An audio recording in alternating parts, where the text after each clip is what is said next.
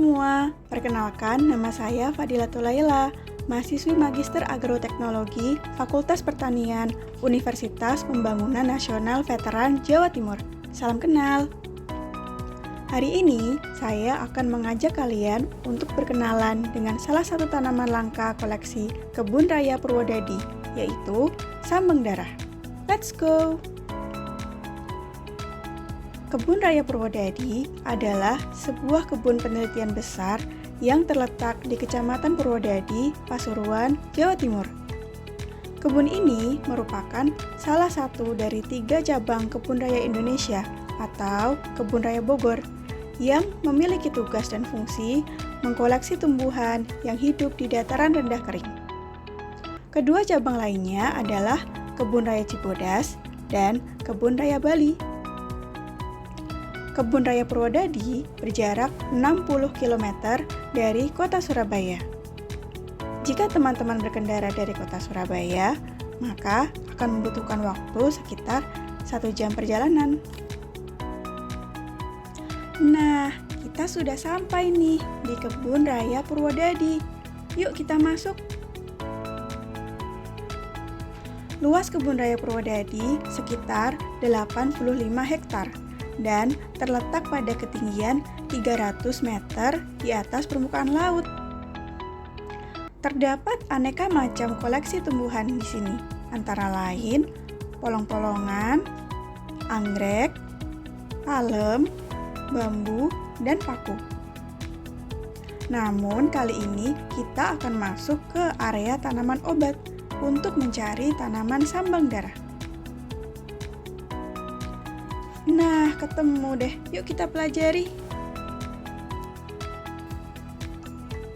Sambang darah adalah tumbuhan berkhasiat obat, namun juga bersifat beracun yang berasal dari Cina dan Asia Tenggara. Di Indonesia, tanaman ini dikenal dengan beberapa nama seperti daun remek daging, daun sambung darah, dan kisambang. Selain dikenal sebagai tanaman obat, tanaman ini ternyata sangat beracun terhadap ikan dan bahkan mempunyai kekuatan membunuh. Sambang darah adalah perdu kecil dengan tinggi 0,5 meter hingga 3 meter. Batangnya berkayu dengan percabangan yang sangat banyak. Manakala digores, dia akan mengeluarkan getah putih yang beracun. Warna daunnya di bagian atas hijau tua dan bawahnya merah gelap serupa daging. Oleh karena itu, tanaman ini disebut remek daging atau sambang darah. Daun mudanya mempunyai warna yang sedikit lebih mengkilap. Bunganya tergolong sebagai bunga majemuk yang keluar dari ujung batang atau ujung cabang. Kecil-kecil, warnanya kuning, tersusun dalam tandan. Buahnya berbentuk bundar, kecil, dengan diameter 1 cm. Bijinya bulat, kecil, berwarna coklat muda, dan akarnya tunggang, juga berwarna coklat muda. Secara taksonomi, tanaman sambang darah masuk ke kerajaan Plantae dengan ordo Malpighiales, famili Euphorbiaceae, genus Exocaria, spesies Exocaria cochinensis. Oleh karena itu, nama binomial dari tanaman ini adalah Exocaria cochinensis. Sambang darah tidak menyukai tanah yang tergenang air. Tanaman ini banyak didapati di hutan-hutan dan tumbuh meliar. Dapat juga ditemui di ladang pada tempat terbuka atau sedikit terlindung. Sering juga tanaman ini ada di pekarangan sebagai pagar hidup atau tanaman obat, dan di taman-taman sebagai tanaman hias. Tanaman ini sudah lama tumbuh di Pulau Jawa dan dapat tumbuh hingga daerah berketinggian 300 meter di atas permukaan laut dan mudah diperbanyak dengan cangkokan, stek, atau dengan biji. Kandungan tanaman sambang darah. Tanaman ini mengandung asam sikimat, tanin, asam behernat, asam palmat, asam stearat, ekskoladon A, B, dan C, triterpenoid eksokarol, ekskokariodes A dan B. Sifat tanaman ini pedas, hangat, dan beracun. Bagian yang dipakai dalam pengobatan adalah daun, ranting, dan akarnya.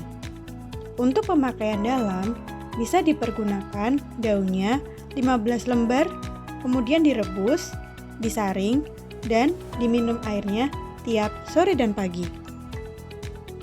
Tanaman ini bermanfaat untuk mengobati pendarahan pada datang bulan berkepanjangan. Sifatnya membunuh parasit atau parasitisid. Selain itu juga bisa menghilangkan gatal dan hemostatis atau menghentikan pendarahan.